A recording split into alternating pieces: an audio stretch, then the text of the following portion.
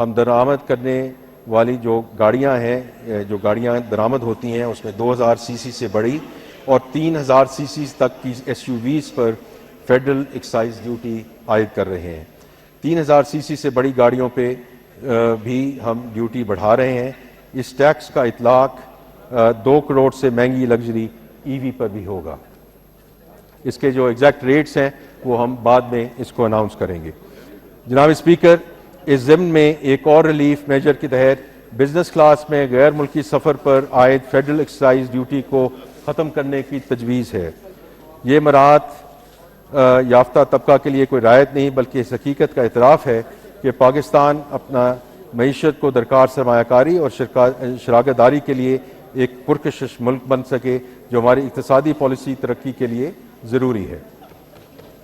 جناب speaker, auto sector ہماری معیشت کے اہم شعبوں میں شمار ہوتا ہے۔ اہم شعبے کی ترقی کے لیے گزشتہ ایک دہائی میں ترقیاتی پالیسی متعارف کروائی گئی، جس سے صنعت کو فروغ ملا اور ملک میں وہی ایمز اسمبلرز کی تعداد بڑھ کر 118 ہو گئی۔ ان میں ٹریکٹرز، موٹر سائیکلز، مسافر گاڑیاں اور کمرشل گاڑیوں کے مینوفیکچرر شامل ہیں۔ نئی مینوفیکچرنگ پلانٹس اور جدید ٹیکنالوجیز میں نمایاں سرمایہ کاری ہوئی ہے، جس سے اس شعبے میں مسابقت بڑھی ہے اور شعبے میں ماڈرنائزیشن ہوئی ہے۔ اس وقت ایک نئی آٹو سیکٹر پالیسی وزیر اعظم پاکستان کی تشکیل کردہ کمیٹی کے زیر غور ہے، جس کی تفصیلات وزیر اعظم اور وفاقی کابینہ کی منظوری کے بعد پارلیمنٹ کے سامنے پیش کی جائیں گی۔ البتہ میں اس چیز کا اعلان کرنا ضروری سمجھتا ہوں کہ الیکٹرک موٹر سائیکلز، رکشوں، گاڑیوں اور بسوں پر موجودہ رعایتی نظام اگلے سال بھی برقرار رہے گا۔ اس سلسلے میں درآمد کیے جانے والے الیکٹرک ٹرکوں پر بھی 1% سیلز ٹیکس کی سہولت فراہم کرنے کی تجویز ہے۔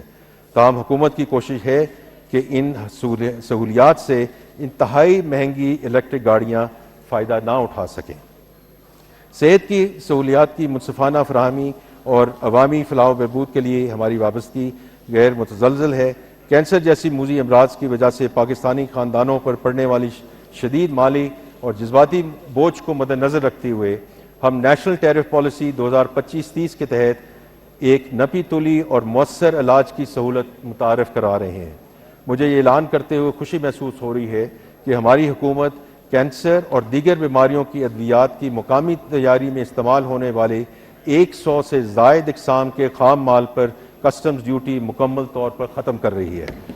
اس اقدام کا مقصد ملک بھر کے تمام شہریوں کے لیے جدید اور خلوصی علاج زیادہ سہل اور قابل رسائی ممکن بنانا ہے۔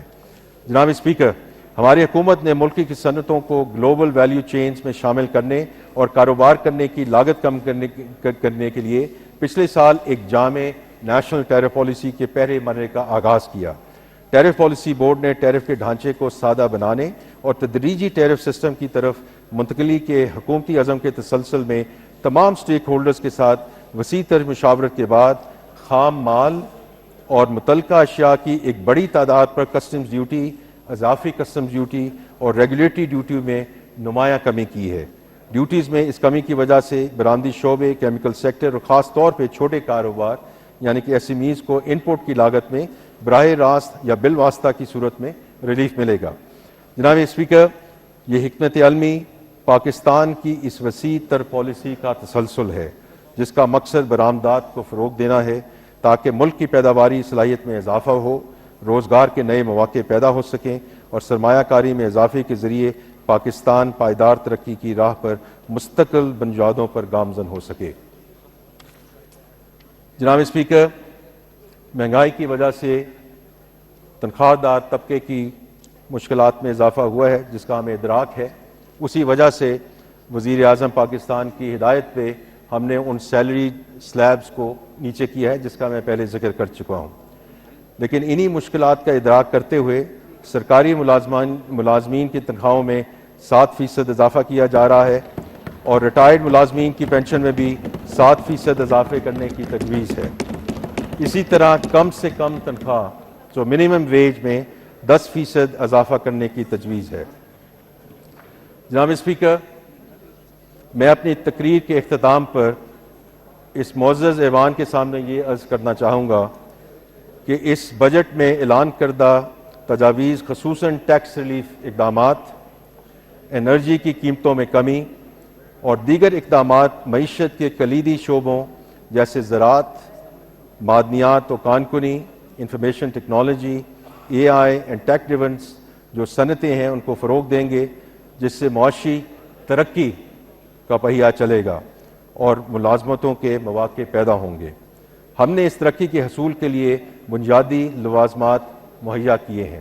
یہ these are all enablers towards that journey from stabilisation to sustainable growth. ہماری معیشت پھر سے اپنے پیروں پر کھڑی ہو چکی ہے۔ ہمارے زر مبادلہ کے ذخائر اور ایکسچینج ریٹ مستحکم ہیں الحمدللہ، ہماری منڈیاں رواں ہیں اور دنیا ہمارے ساتھ سرمایہ کاری اور شراکت کے رشتے استوار کر رہی ہے۔ یہ کوئی معمولی سفر نہیں تھا، یہ ایک مشکل اور کٹھن سفر تھا جسے ہم نے قومی جذبے اور ہماری قیادت کی قوت ارادی اور دور اندیشی سے طے کیا۔ جناب اسپیکر، میں یہ بھی واضح کرنا چاہتا ہوں کہ استحکام کبھی بھی ہماری منزل نہیں تھی، یہ ہمارے سفر کا آغاز تھا۔ ہمارا یہ سفر نئے یقین اور ولولے کے ساتھ جاری ہے۔ مجھے یقین ہے کہ آج کے بجٹ اقدامات اس سفر کو مزید تقویت دیں گے and they will move towards sustainable growth۔ جناب اسپیکر، ترقی کا مطلب صرف اعداد و شمار کا بڑھانا نہیں ہے۔ ترقی کا اصل مطلب وہ ہے جو ہر گھر کے دسترخوان تک، ہر کسان کے کھیت تک، ہر کاروبار کے کاؤنٹر تک اور ہر نوجوان کے روزگار تک پہنچے۔ اسی لیے اس حکومت کا عزم صرف ترقی نہیں بلکہ ایک وسیع بنیاد، پائیدار اور منصفانہ ترقی کا حصول ہے جس کے ثمرات ملک کے ہر علاقے اور ہر طبقے تک یکساں طور پر پہنچے۔ یہ بجٹ اسی جامع ترقی کے حصول کی جانب ایک سنجیدہ قدم ہے۔ جناب اسپیکر، میں آخر میں اس ایوان کے فلور سے وزیر اعظم میاں محمد شہباز شریف صاحب کی قیادت کو سراہنا چاہتا ہوں، جن کی سرپرستی، ذاتی لگن اور رہنمائی میں ہم نے معاشی استحکام کا سفر طے کیا۔ میں ہماری عسکری قیادت بالخصوص فیلڈ مارشل سید عاصم منیر صاحب کا بھی شکریہ ادا کرتا ہوں، جن کی قیادت نے دفاع وطن کو ناقابل تسخیر بنایا۔ میں اپنے سارے جو کیبنٹ کولیگز ہیں، ڈی پی ایم ہیں، ان کا شکریہ ادا کرنا چاہتا ہوں۔ اس کے and then I would also say کہ جو ہمارے کولیشن پارٹنرز ہیں ان کا میں بہت ممنون ہوں، جن کی حمایت ہمیں ہر مشکل موقع پر حاصل رہی۔ میں اپوزیشن کے معزز اراکین جو اس وقت موجود نہیں ہیں پر ان کا بھی شکر گزار ہوں، جن کی مکثلانہ تنقید نے ہمیں مزید محنت کا جذبہ عطا کیا۔ یہاں میں تمام صوبائی حکومتوں کے جذبہ تعاون اور اصرار کو بھی سراہوں گا، جن کی بدولت ہم نے ملک کے اسٹریٹجک اہداف کی تکمیل کی جانب بڑھیں گے۔ ہماری اس تمام تر کاوش اور محنت کا مقصد یہی ہے کہ ہم پاکستان کے عوام کے معیار زندگی کو بہتر بنائیں اور انہیں وہ تمام سہولتیں اور آسانیاں فراہم کر سکیں جن کے وہ مستحق ہیں۔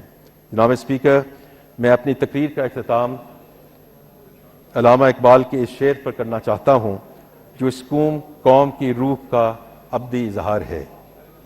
نہیں ہے نا امید اقبال اپنے کشت ویراں سے، ذرا نم ہو تو یہ مٹی بہت زرخیز سے ذاتی۔ پاکستان زندہ باد۔